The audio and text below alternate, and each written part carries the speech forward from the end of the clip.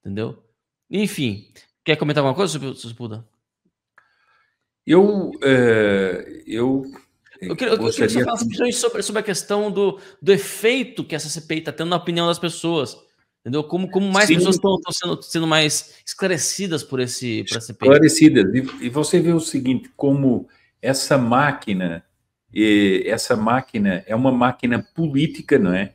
Porque eu só pergunto o seguinte, por que se a atuação do MST, como eles dizem, é de pessoas necessitadas que precisam de terra e por isso vão invadir terras, eu faço uma pergunta. Por que durante os 4 anos do governo Bolsonaro essas pessoas não tiveram necessidades e não fizeram invasões de terras? É porque eles são um movimento político que manipula pessoas em seu benefício próprio. Eu me lembro uma coisa muito importante que disse uma vez o Stedley não, o próprio Zé Dirceu disse isso. Ele disse o seguinte, a nossa decepção é que as pessoas que nós levamos para as invasões de terras, elas depois querem uma terra própria. E não percebem que nós não queremos dar terra para ninguém, nós queremos propriedades coletivas. Ou seja, eles são uma máquina de enganar pessoas simples, de enganar pessoas com necessidades, às vezes, mas eles têm por trás, e no meio, eles têm ativistas, eles têm verdadeiros terroristas para organizar essas... Ítalo, você acho que já deve ter, alguma vez na vida, organizado uma excursão. Você sabe que organizar uma excursão dá trabalho. Dá trabalho. Logístico, quem são as pessoas que vão, quem não vão, a comida, para onde é que nós vamos, para onde é que nós vamos, qual é o caminho, quais são os carros, as motocicletas e tal. Como é que você vê invasões em que chegam magote de gente em ônibus e tudo, se isso não tiver uma organização? Quem é que contrata esses ônibus?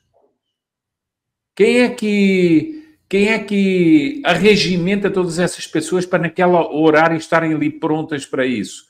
Quem é que treina essas pessoas para entrarem numa propriedade e se disporem de tal maneira, de tal outra, inclusive levando crianças para depois não poderem ser postas fora da propriedade, porque essas pessoas, essas mães com as crianças, vão para a frente quando a polícia chega para tirar os invasores e para não haver agressões a crianças, elas ficam ali.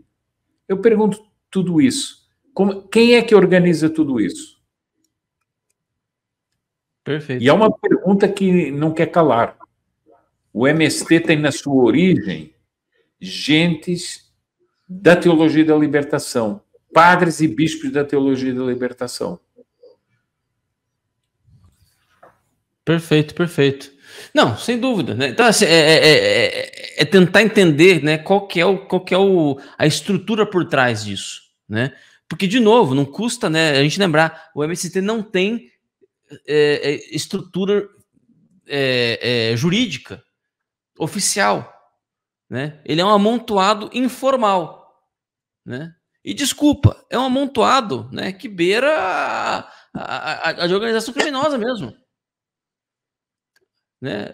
O modus operandi de organização criminosa. Entendeu? Então, assim, só que é uma organização criminosa que está sendo cada vez mais legitimada pela estrutura da máquina. Quer ver uma coisa absurda? Eu não duvido nada, né? Eu estou chamando a MST, que é uma coisa que nem existe, né? Não é uma pessoa, não possui personalidade jurídica, né? Estou chamando o MST de uma organização criminosa. Pode ser que alguém resolva me processar por isso. Juridicamente seria absurdo, impossível. Afinal de contas, né, se não há pessoa jurídica, eu estou ofendendo a quem? Né? Estou ofendendo a quem? Mas, né, pode ser que alguém resolva, é capaz do Ministério Público até acatar essa denúncia. Né? Então, assim, Bom, isso seria grave, não é? Seria bem grave. Mas outra coisa que é grave, não é a mais grave de todas, mas eu queria só perguntar o seguinte: como é que essa gente recebe benefícios e ajudas oficiais? Dinheiro público. Como? Uhum. É uma pergunta. Como é que faz, E né? como é que essa gente que pratica esses crimes está no governo e vai numa delegação oficial, por exemplo, à China? Exatamente. Né? Qual é o CNPJ que o senhor Stedley foi representar na China? Exatamente. Ele foi lá representando quem, exatamente? Né? Knight Rider pergunta aqui, né? Quem financia? Pois é, quem financia? É o arroz superfaturado que eles vendem lá, o arroz orgânico lá, que é 20, 30 conto o quilo? Será que é isso que financia o MST? Né? Alessandro Camargo faz um superchat, muito obrigado. Ele diz o seguinte: Alessandro, Porto Feliz, São Paulo. Um abraço pessoal de Porto Feliz aí. Acompanho vocês desde o Terça Livre. Muito obrigado. Como vocês enxergam o futuro político do Brasil nesse atual quadro? Por que ainda existe o MST? Né? Bom, eu enxergo para o futuro político do Brasil como um futuro de caos, de confusão. É isso que eu vejo. De briga, de luta, entendeu? Agora, se a gente vai só apanhar, a briga vai ser inevitável, né? Agora, se vai só apanhar ou vai conseguir bater também, são outros 500. Né? Mas a briga, a meu ver, é inevitável. Entendeu? Até porque, veja você, né? Esse pessoal está gestando, isso aí, pessoal, não é uma apologia a nada. Eu estou fazendo uma análise, tá, do que eu acho que está acontecendo. Esse pessoal está gestando uma revolta. E essa revolta está adquirindo alguns aspectos que vai ser difícil deles resolverem. Porque está adquirindo o aspecto de uma revolta perene. Porque uma coisa são rompantes, né? São rompantes. Então, o dia 8 de janeiro, por exemplo, foi um rompante. Dirigido, né, provavelmente, bastante influenciado, né? Mas foi um rompante, foi um momento, né? Outras ações foram rompantes. Mas você percebe que cada vez mais esses rompantes estão durando no tempo. Então você teve, por exemplo, uma manifestação na frente do quartel, né, no final do ano passado. Durou quanto tempo? Durou 70 dias. 60 dias. 70 dias. 70 dias. Durou 70 dias, né? E eu lembro muito bem, veja você, né? Estamos aqui em 2023, 10 anos depois das chamadas jornadas de junho. Nas jornadas de junho, né, as pessoas simplesmente iam para a rua, sem nenhum tipo de articulação. Zero. Tá? Eu lembro, seu Sepúlveda, que teve uma manifestação no dia 15 de março de 2015. A primeira grande manifestação contra Dilma Rousseff. Né? Isso marcou a história, né? A primeira grande manifestação depois da reeleição dela, da Dilma Rousseff. E depois disso tivemos uma segunda grande manifestação já para o dia 11 de abril, ou seja, um mês depois, pouco menos de um mês depois. Essa segunda manifestação não foi tão boa quanto a primeira. Eu lembro claramente disso. Por quê? Porque não houve fatos novos, não teve nada que engajasse mais a população. Então você veja que para você fazer uma manifestação num dia e marcar uma segunda para um mês depois, você já tinha desarticulação das pessoas. As pessoas já não engajavam tanto. Aí você teve, na época da 2020, né, lá em Brasília, você teve toda semana, ou seja, já 5 anos depois, né? Toda semana, todo final de semana você tinha uma grande manifestação. Por várias semanas foi assim, por mais de 3 meses. Todo domingo era dia de manifestação. E lotava todo domingo. O senhor já foi lá algumas vezes, né? Foi. Chegou algumas dessas manifestações lá em Brasília, né? Em outros lugares do Brasil também, né? Mas toda semana tinha lá. O pessoal começou a acampar. O pessoal começou a se articular, começou a fazer, inclusive, articulação para fazer marmita para quem ficava lá. Aí culminou isso onde? Em 70 dias de manifestação ininterrupta, com restaurante, com banheiro, entendeu? Então, eu estou percebendo o seguinte, né? Então, respondendo a sua pergunta, depois eu queria ouvir o Sepúlveda. Eu estou percebendo o seguinte, que eles estão gestando, né? O povo está um pouco desarticulado, está um pouco desengajado, está um pouco, né? Tá até um pouco depressivo, né? Depois do que aconteceu, né? Desestimulado. Mas eu estou percebendo que eles estão gestando uma revolta, e um tipo de revolta que é perene. Um tipo de revolta que não é a revolta do rompante. É a revolta de quem fala assim, tipo, eu vou começar a fazer, eu não vou parar. Entendeu? E eu vejo isso no futuro. Eu vejo isso no futuro. Qual vai ser o efeito disso? Eu não sei.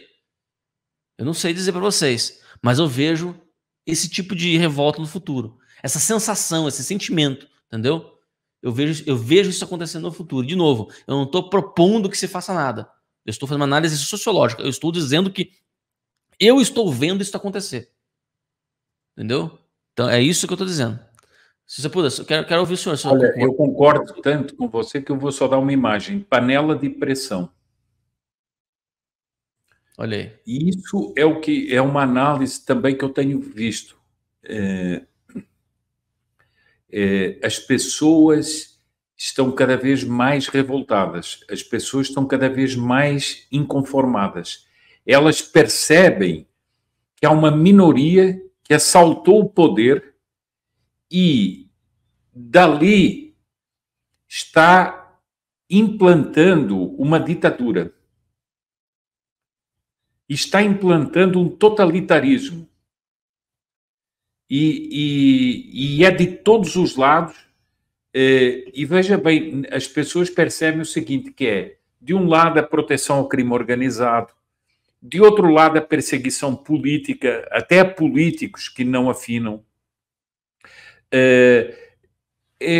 ameaças como a do Lula, que ele fez há dias atrás. Se o sujeito na rua gritar alguma coisa, vai para a delegacia, ou seja, vai preso. Isso é um sistema ditatorial.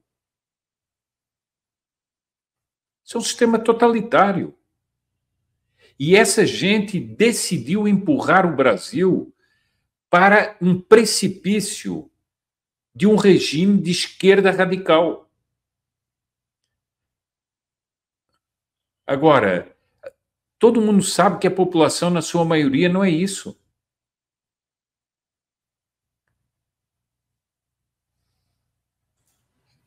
Perfeito. Tem um segundo comentário que eu queria ler aqui. A família Stead, ele tem muita terra. Pois é. Pois é, meus amigos. Vai ver se tem invasão ali, né? Enfim. Vamos para a nossa próxima pauta, seu Sepúlveda? Vamos. Deixa eu pegar aqui. Só um anúncio para vocês, pessoal. Hoje estamos confirmados o nosso programa de hoje à noite, tá? Eu sei que a gente dando uma falha aí nas 19 horas, mas hoje estamos confirmados e temos convidado especial, 2 convidados especiais hoje. Deixa eu postar aqui a foto para vocês. O tema de hoje vai ser muito importante, né? A gente vai discutir. Peraí que meu computador aqui deu uma pequena travadinha aqui, mas hoje eu estarei com ninguém menos que o professor Alexandre Costa, né, um grande especialista em globalismo, grande especialista, né, nos poderes globais, que ameaçam o Brasil, inclusive, né, e também o Jonas Fagá, né, Jonas Fagá, que já esteve comigo ontem, na quarta-feira passada, inclusive, né. Deixa eu só colocar a tela para vocês. Nós já temos a sala já aberta, inclusive, né? O nome da programa de hoje né, nós vamos falar um pouquinho sobre a cúpula da Amazônia, né? Vamos falar sobre a cúpula da Amazônia, e o nome da nossa live hoje é O Brasil Diante da Nova Ordem Mundial. Então você que está nos acompanhando aqui, já vai lá, já deixa o like nesse vídeo também, já deixa aqui o seu like, ative, né, coloca aqui em receber notificações, clica ali para receber notificações, para você ficar atento. Nós começamos a nossa live hoje, começaremos, né, às 19 horas, hoje à noite, tá certo, pessoal? Então vamos lá para nossa pauta, nossa próxima pauta aqui. Deixa eu pegar aqui. Hoje as coisas estão um pouco lentas aqui, pessoal. Peço desculpas para vocês. Tá difícil, né? Calibrar aqui as coisas aqui. Mas, bom, vamos falar um pouquinho sobre Maduro mesmo, né? Já que já estamos, já pulei essa questão, né? Já abordei essa questão. De última hora, Maduro cancela participação na cúpula da Amazônia em Belém. Né? De última hora, ele cancelou a participação dele. O ditador venezuelano teria uma reunião com o presidente brasileiro Luiz Inácio Lula da Silva. O ditador da Venezuela, Nicolás Maduro, anunciou o cancelamento de sua participação na cúpula da Amazônia, que está prevista para iniciar nesta terça-feira em Belém. A cúpula reúne líderes de 8 nações que fazem parte da Organização do Tratado de Cooperação Amazônica, a OTCA. Segundo informações da diplomacia venezuelana, Maduro contraiu uma infecção nos ouvidos, o que o impossibilitou de viajar ao Brasil para o encontro com o presidente Luiz Inácio Lula da Silva. Para representar a Venezuela no evento, foi designada a vice-presidente Delcy Rodrigues.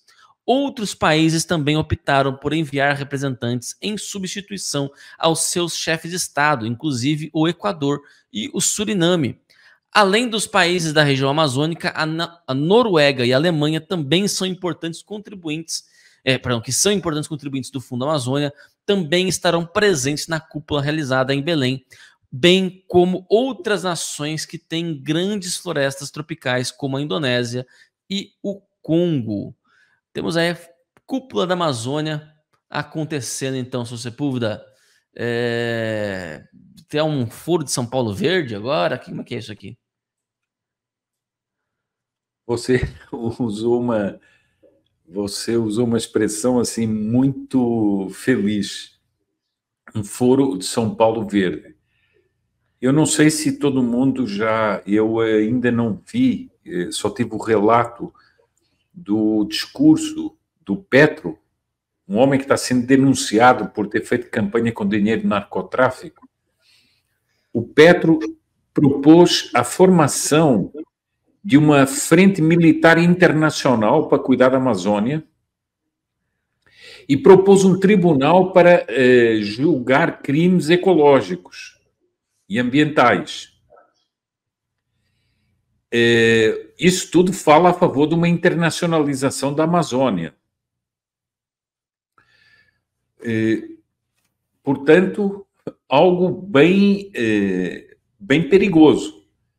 É curioso que se fale desse assunto exatamente quem não apenas é denunciado como tendo sido financiado pelo narcotráfico, como é o homem que foi à ONU pedir a liberação das drogas no discurso oficial.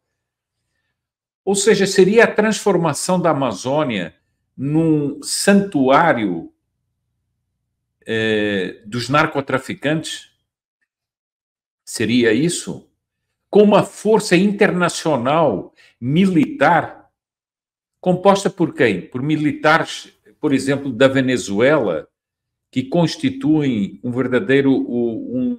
que tem elementos que constituem um dos maiores cartéis de narcotráfico do mundo, o cartel de Los Soles? Seria isso? Eu acho que é uma coisa espantosa. Eu sei que esse programa não é para tratar desse assunto, mas é uma coisa espantosa. Agora, é bom lembrar o seguinte: o Macron devia ter vindo e não veio. Eu creio que talvez ele possa não ter vindo pelas sucessivas posturas do Lula a favor da Rússia em eventos internacionais. Agora, há uma outra pergunta: por que o Maduro não veio? Essa história da infecção nos ouvidos deve ser para a gente rir, né? Mais ou menos deve ser para nós rirmos. Eu me pergunto o seguinte: há várias hipóteses nisso aí. Estava gerando um descontentamento muito grande no Brasil, mesmo em círculos oficiais, que pela segunda vez o Lula fosse receber o Maduro com honras aqui no Brasil. Ele que não é reconhecido por muitos países como chefe de Estado. Houve alguma pressão diplomática?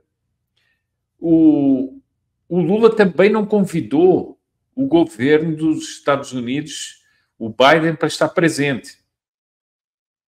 Houve alguma pressão internacional e diplomática para que o Maduro não estivesse presente?